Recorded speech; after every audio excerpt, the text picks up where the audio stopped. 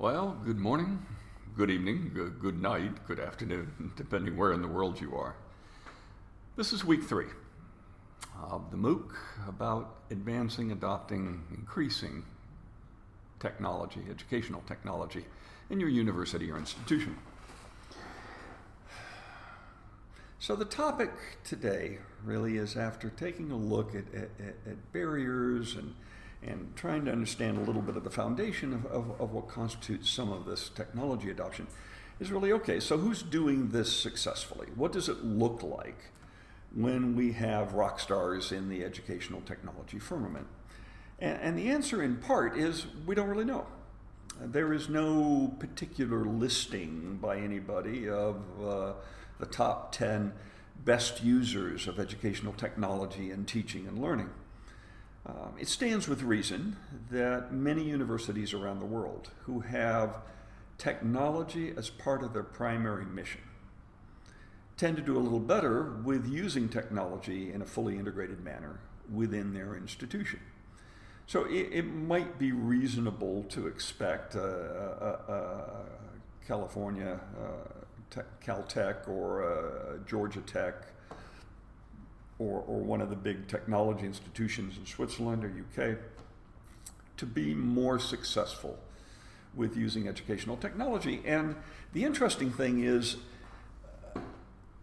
many of these institutions are successful, but not just because they teach students about technology, but because they have recognized that the integration of technology, the full implementation of technology as a support, as a framework, as a structure, as an ecosystem in the classroom, really doesn't belong to the IT department. It doesn't belong to the College of Technology or Science. It belongs to the part of the institution that is dedicated to and focused around improving teaching and learning in general. Now, this shows itself in many different ways. If you were to take North America, what you will find at many of their better universities is that they all have in common some kind of teaching and learning center. It may be a center for educational advancement, center for innovation in teaching, center for excellence in teaching. But somewhere within the institution, there tends to be an academic department who holds responsibility and passion for driving the use of technology in that institution. Now, often support for this has evolved in many universities in a distributive model. That means each college, each faculty has developed kind of their own supports for this. You've got the typical kind of alpha teacher who wants to explore this, who believes in technology, who wants to get engaged and involved much more quickly.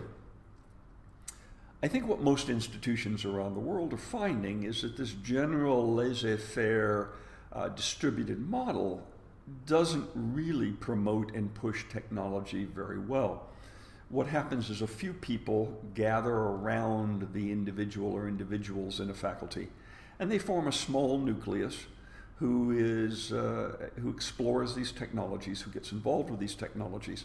But it doesn't really move beyond that, because there's kind of no promotion, no marketing, no ownership of this, and certainly no accountability and tracking of how this evolves in an institution. And when we take a look at the more successful institutions, let's take a Georgia Tech, for example.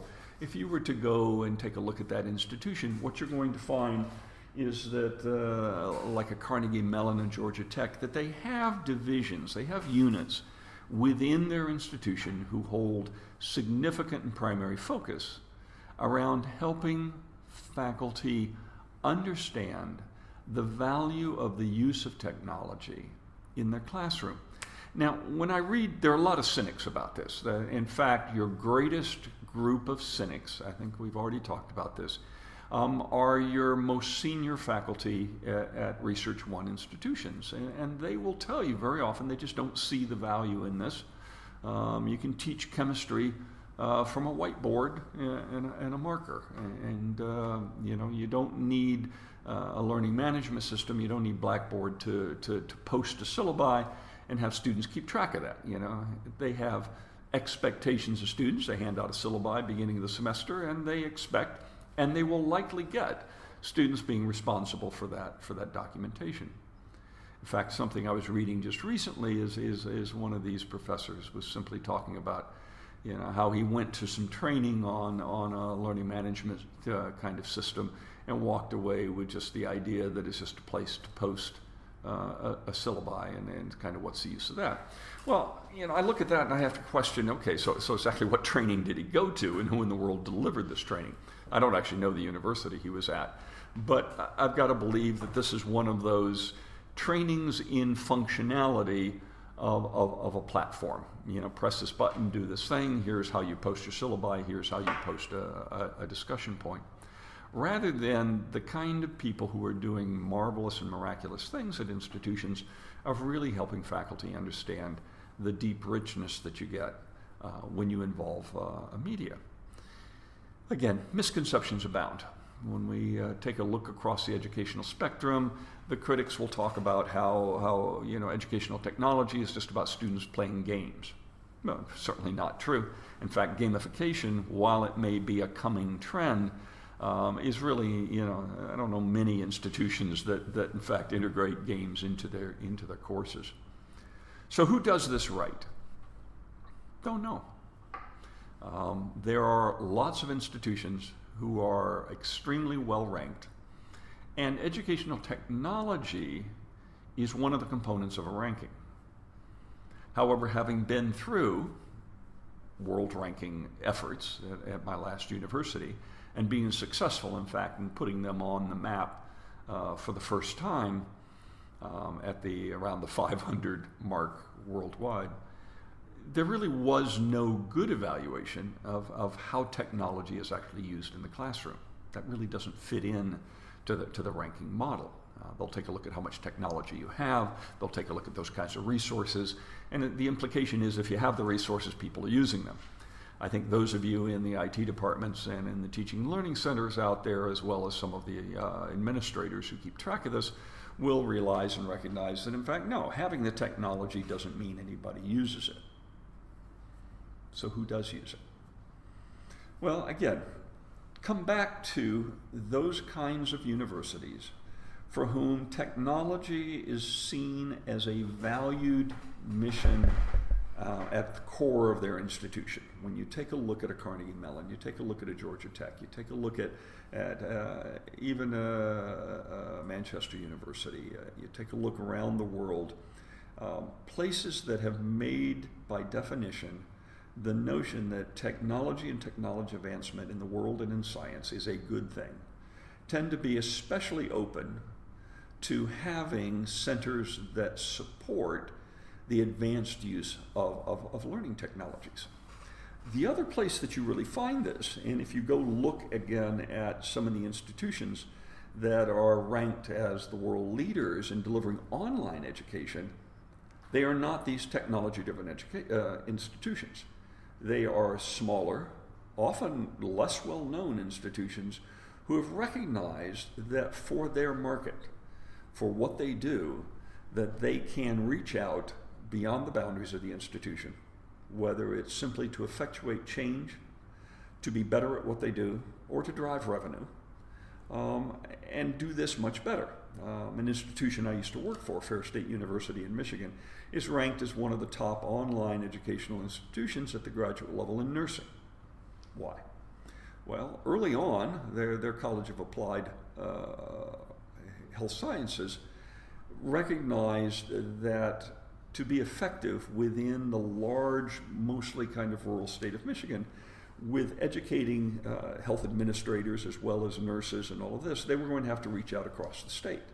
So to solve this problem, they invested early, they invested often, and they did so primarily through training because their education took place in a rather distributed form. It took place across the state where their students were placed. And they were running facilitators, coordinators, and faculty out all across the state to try to deliver courses, to do some direct instruction, to do supervision and practicums. And as the online capacity grew, and especially as faculty began to understand the power of how they could deliver highly effective education in a much more frequent modality, they began to really implement some of the very best practices. Now, I'm sure there are a lot of other institutions doing things just as well. I happen to know this one firsthand because I watched it happen and to some degree was part of helping to develop and mentor their progress along with this. Wonderful stuff. So you've kind of got these two polar opposites. On one side, you've got the teaching and learning institutions where research is not a priority. People are not evaluated on the capacity to generate grants. Publications are necessary, but not the highest value. On the other hand, you've got institutions of Research One, where research into technology is a primary driver, and therefore exploration and implication and application within the classroom tends to also be more driven. And they are more readily and financially capable of putting into place the kinds of centralized supports for driving high-tech adoption. Part of this is if you don't have the technology, faculty can't come explore with it and try to use it. So let me for a moment, this is just of interest, I think, to you all. Let me take a look at what many, and I would say there's actually kind of great agreement across the field, are perhaps the 10 coming technologies that are going to seriously impact education in the next 12 to 24 months. Already here and growing rapidly, probably number one is kind of the notion of cloud computing, where in fact most of our applications reside on the cloud, storage resides on the cloud, and we have access to a tremendous amount of information that's cloud-based. Some of these manifest themselves in ways we've yet to see. Global curriculum projects with virtual exchange, collaborative science initiatives across, and all of this is made possible, of course, by a cloud foundation. No surprise that probably the second big one is going to be mobile learning. Already here, market penetration of mobile devices is just massive. I think the last thing I saw was 7 billion accounts, equating to about 3.5 billion users, or 1 in every 2 people on the planet has some kind of mobile access. And as the price of smart devices and service continue to drop across the world, we're going to see more and more mobile interaction and interface. Over here in the Middle East, we've got some of the world's largest iPad initiatives going on. And whether you're a fan of iPads or not is in some degree irrelevant. The bring your own device movement is certainly starting to overwhelm any of the notebook universities, laptop universities, or even tablet universities with the bring your own device kind of thing. Which brings us to essentially tablet computing, which is a foundation for much of mobile learning. Sure, you've got iPhones, you've got Galaxies, you've got any number of different top-end smartphone makers. But also what's happening is this convergence between the size of the smartphone and the shrinkage of the tablet, so that we've got 11-inch tablets and we've got 7-inch screens on phones. That convergence is ultimately blurring the distinction between what constitutes kind of a mobile phone and a tablet device. And in fact, being able to make phone calls from tablets and having screens big enough on phones definitely is changing and leveling the playing field. In our particular case in Blackboard, that's one of our great strengths. I mean, the fact that our learning management platform is delivered in an exceptionally attractive and user-friendly mobile version just really accelerates the usage. In a lot of universities that are using a mobile version of the learning management system, they're seeing that in fact the mobile usage is now beginning to outpace the laptop or desktop use of that. We might also, MOOCs, of course, the fact that you're enrolled in this MOOC means that you're tuned into it, but the scope of this is yet to be seen. In music, in physics, in writing, and of course in the notion that for credit is being explored, for profit is being explored. None of us are quite sure where it's going yet, but just think of the interaction that we're having around this topic. Structured as a course allows us a great deal more comfort and hopefully better engagement and better learning than just a kind of conversational forum where we all get in and try to talk. I think following along with the MOOC is this notion of open content. That's been around for years, but we as academics tend to be a little protective of our knowledge. There's kind of this notion that I only have one thing to market, and that's my knowledge. And if I share that openly with everybody, I don't have my unique ability to market and sell myself. And certainly in developing parts of the world, like I'm working in the Middle East, this closed door philosophy of I have my information, I have my knowledge, and I'm not going to share that with anybody because that puts my job at risk, is starting to vanish, thank goodness. And certainly across our Western markets, more and more efforts are being made at opening all this up. Places like University of North Carolina at Chapel Hill School of Education make resources and best practices widely available. Their digital textbook for 8th grade history is available to everybody. We've got partnerships between Brigham Young and the Hewlett Foundation with K-12 schools to create free digital textbooks. You're going to see more and more of this as the private publishers marketplace continues to erode, even with a strong move into digital publications of their resources. People are creating remarkable things out there and beginning to share them. I think one of the other big things that's coming 2 to 3 years down the road, it's already here, we're certainly implementing it in many places, is analytics and what we call learning analytics. And the notion that we'll be able to predict future performance based on past patterns of learning, we'll be able to intervene when students are struggling and provide unique feedback tailored to their answers, that we'll be able to personalize the learning process, even up to the point of each and every student, and we'll be able to adapt teaching and learning styles via socialization, pedagogy, and technology. This is here now. Now, it's not widespread. Blackboard Analytics is a platform or product that will draw together all sorts of information. But it's just now, within the last probably 12 months, that some companies are starting to emerge. They can take that kind of analytic data and put it into adaptive response systems that are driven by technology, so that based on performance patterns by a student in a highly digital environment, it can predict with great degree of accuracy where a student's going to have trouble and what they need for remediation. And they can do this at a level that an individual faculty member can't. So again, we get back to some of our old line professors going, well, then that takes away part of this art and science of us as a professor.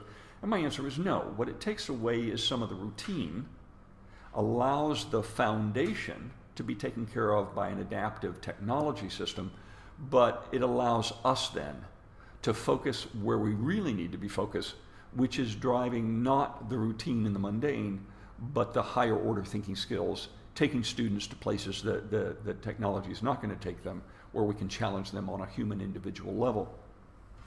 Bottom line, that also challenges us not to come in and use a 5-year-old textbook and a 5-year-old syllabi and just do the same thing over and over.